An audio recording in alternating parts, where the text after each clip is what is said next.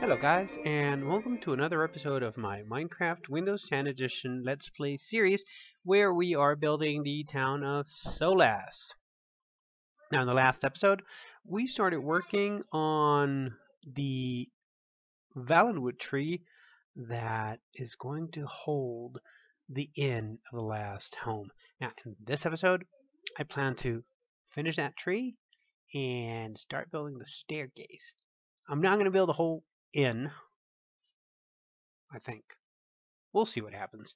But for now, the first thing I'm going to do is I think it's past time that we did something like this. Yes, ladies and gentlemen, I am going to be crafting myself a set of diamond armor.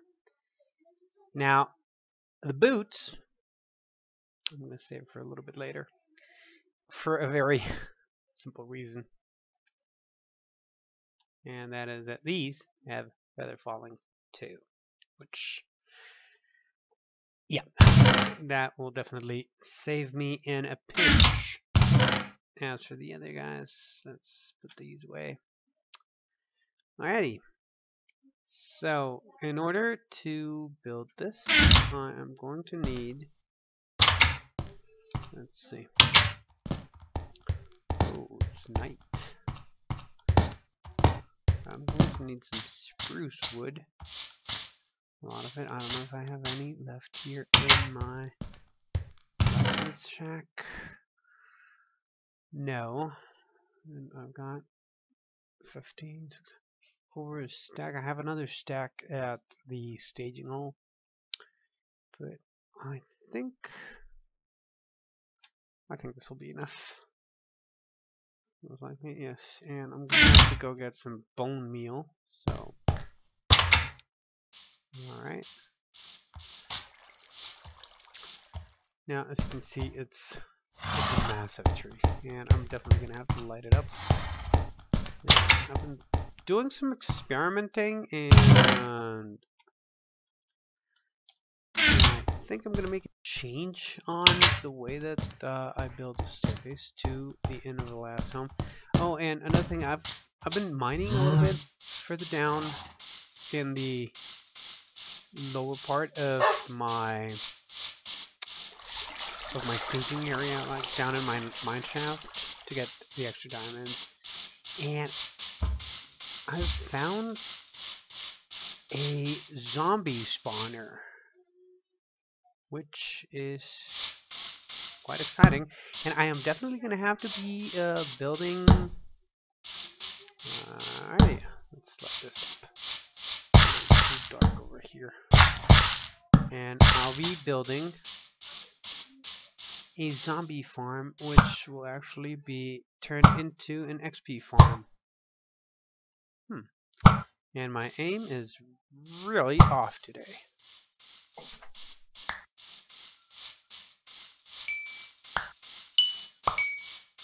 There we go. Alright guys, sorry about that. Had a little fluke here and had to do an abrupt cut in my run between over there and here. But I was saying that one thing that I fear is that this is a little bit higher up than the double skeleton spawners that I got down there.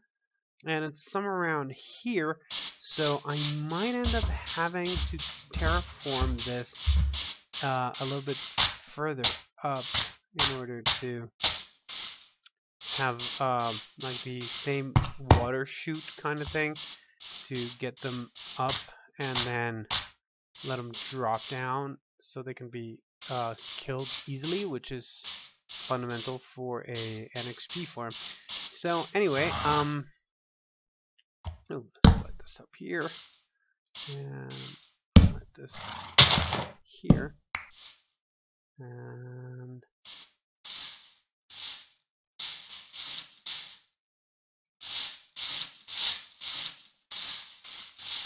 there we go. We've got the whole path into the town. Now let's light it up with torches for now. I'll eventually craft some form of lamps and lighting. Alrighty, so in order to complete this, I'm gonna need a couple stacks of spruce wood. So I'm gonna be let's see, this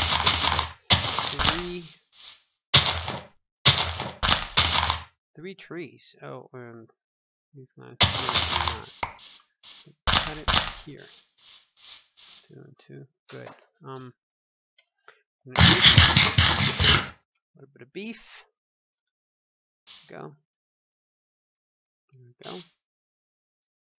And this is what I love about spruce.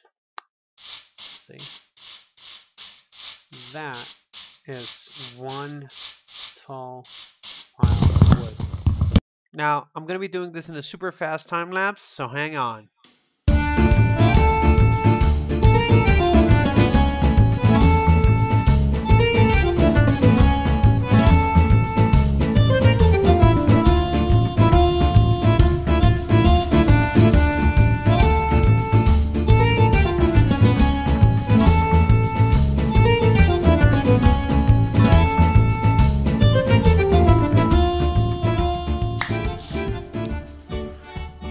Guys, we have 4 stacks of spruce wood out of those 3 trees, and we've already gotten back 1 more sapling than what we started with. And let's see how we're going to be doing this. This is going to be a complex operation because of the way I built this tree here, which is pretty much a crazy endeavor. We're going to be having to stand.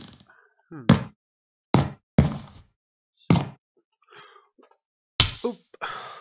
Ouch! See, that's why you want to have feather falling when working at these heights.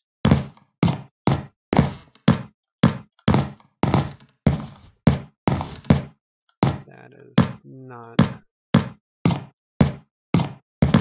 at all what I expected, but it's not entirely unexpected either. Gotta get this here so I get more region. Whoa. And gotta be careful here because I'm entering into perilous territory even with feather falling. So, here's the deal. Here's how it's going to work. I'm going to put 1 here, and then I'm going to put 1 here, 2 here, and jump down. And 1 here, 1 here, 1 here, and jump down. Jump down. Alright. So I'm going to be doing this a lot apparently.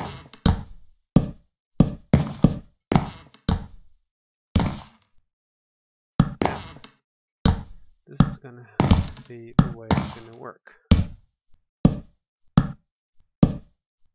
But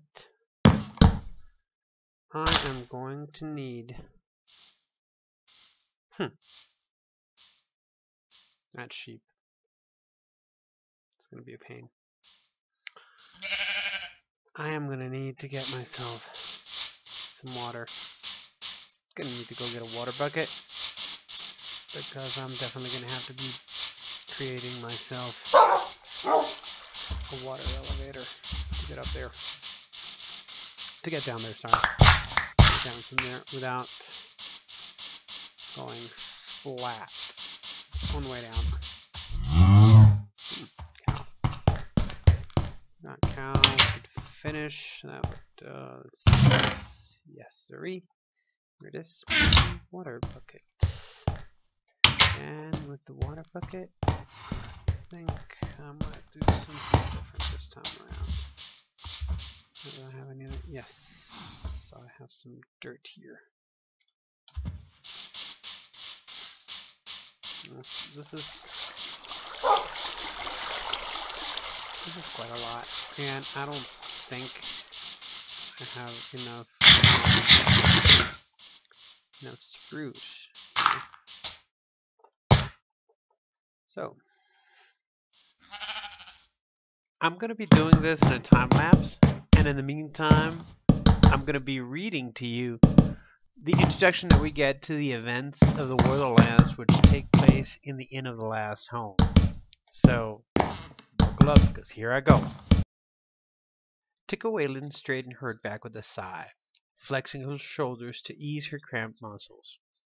She tossed a soapy bar rag into the water pail and glanced around the empty room. It was getting harder to keep up the old inn.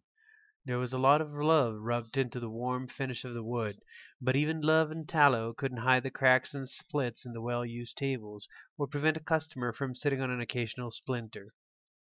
The Inn of the Last Home was not fancy, not like some she'd heard about in Haven. It was comfortable. The living tree in which it was built wrapped its ancient arms around it lovingly, while the walls and fixtures were crafted around the boughs of the tree with such care as to make it impossible to tell where nature's work left off and man's began. The bar seemed to ebb and flow like a polished wave around the living wood that supported it. The stained glass in the window panes cast welcoming flashes of vibrant colors across the room. Shadows were dwindling as noon approached. The Inn of the Last Home would soon be open for business. Tika looked around and smiled in satisfaction. The tables were clean and polished. All she had left to do was sweep the floor. She began to shove aside the heavy wooden benches as Otek emerged from the kitchen enveloped in fragrant steam. "Should be another brisky day for both the weather and business," he said, squeezing his stout body behind the bar. He began to set out mugs, whistling cheerfully. "I'd like the business cooler and the weather warmer," said Tika, tugging at a bench. "I walked my feet off yesterday and got little thanks and less tips. Such a gloomy crowd. Everybody nervous, jumping at every sound. I dropped a mug last night, and I swear Raytark dropped his sword." "Bah!" Otik snorted. "Raytark's a soulless seeker guard. They're always nervous. You would be too if you had to work for Hendrik, the faint—" "Watch it!" Tika warned. Otik shrugged. "Unless the High Theocrat can fly now, he won't be listening to us. I'd hear his boots on the stairs before he could hear me." But Tika noticed he lowered his voice as he continued. "The residents of Solus won't put up with much more. Mark my words. People disappearing, being dragged off to who knows where. It's a sad time." He shook his head. Then he brightened. "But it's good for business." "Until he closes us down," Tika said gloomily. She grabbed the broom and began sweeping briskly. "Even theocrats need to fill their bellies and wash the fire and brimstone from their throats," Odik chuckled. "It must be thirsty work, haranguing people about the new gods day in and day out. He's in here every night." Tika stopped her sweeping and leaned against the bar. "Otik," she said seriously, her face subdued, "there's other talk too. Talk of war. Armies massing in the north. And there are these strange hooded men in town, hanging around with a high theocrat, asking questions." Otik looked at the 19-year-old girl fondly, reached out and patted her cheek. He'd been father to her ever since her own had vanished so mysteriously. He tweaked her red curls. "War. Huh," he sniffed. "There's been talk of war ever since the Cataclysm. It's just talk, girl. Maybe the theocrat makes it up just to keep people in line." "I don't know, Tika. The door opened. Both Tika and Otik stared in alarm and turned to the door. They had not heard footsteps on the stairs, and that was uncanny. The inn of the last home was built high in the branches of a mighty Vallenwood tree, as was every other building in Solas, with the exception of the blacksmith shop. The townspeople had decided to take to the trees during the terror and chaos following the cataclysm, and thus Solas became a tree town, one of the few truly beautiful wonders left on Kryn. Sturdy wooden bridge walks connected the houses and businesses perched high above the ground, where 500 people went about their daily lives. The inn of the last home was the largest building in Solas, and stood 40 feet off the ground. Stairs ran around the ancient Vallenwood's gnarled trunk. As Sodok had said, any visitor to the inn would be heard approaching long before he was seen. But neither Tika nor Otek had heard the old man. He stood in the doorway, leaning on a worn oak staff, and peered around the inn. The tattered hood of his plain gray robe was drawn over his head, its shadow obscuring the features of his face except for his hawkish, shining eyes. Alright, guys. I hope you like that. If you did, please let me know either on Twitter or on the comment section for this video right below here. And if you did, then maybe I'll be reading a couple more things over the course of these videos. And if you don't like it, tell me, and I'll stop. I'll just plain shut up. So let's take a look at what we did. Now, guys, this is looking pretty cool. We've got the full run of the tree. It's completed. Now it's time to get that sheep out of here. Collect all these saplings that I have in the middle of the tree. Fix some of the torches, some of the things, and eventually I will have to go back up there and get this waterfall away. But for now, let's see, the waterfall's there, then around here should be the way to our, yes, staging area. Good, and I am going to the staging area to get some wooden half slabs made out of dark oak wood, and then I'm going to build a staircase to the top. And since we're running a little bit late, a little bit long, and I don't want to go overboard, then I am definitely going to have to be doing this one again in a super fast time lapse. And let's hope it works. So here goes.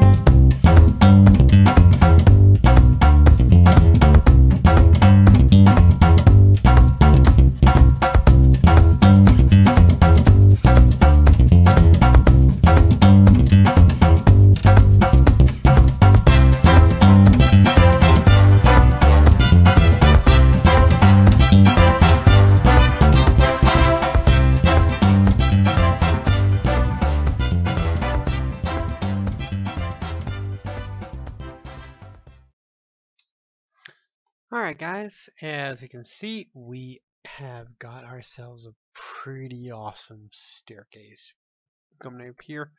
Now, I'm struggling a little bit with how this final approach is going to be, but I think I'm going to have to extend it out a little bit, craft up some tree branches to support this massive building that we're going to be doing up here.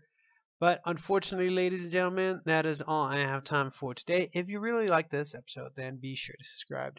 And if you're excited to see how this building is going to come out and turn out, then be sure to hit that subscribe button.